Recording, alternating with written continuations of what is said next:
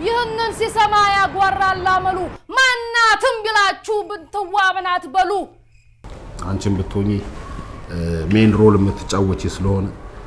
ካንቺ ብዙ ነገር ይጠበቃል ማለት ነው ፕሮዳክሽኑ ካለቀ በኋላ በአንደኛው ችግር ነው ወይ ደግሞ እየቀረ ስላስቸገረን ነው ብትሉ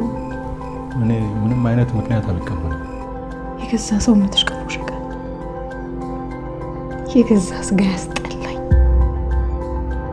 ውስጤ ባዶ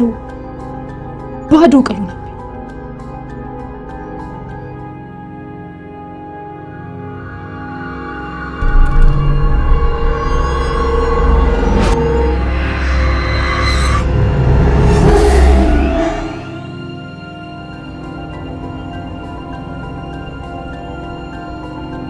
ፈጣሪ የሚወዳቸውን ነው የሚቀጣው ይባላል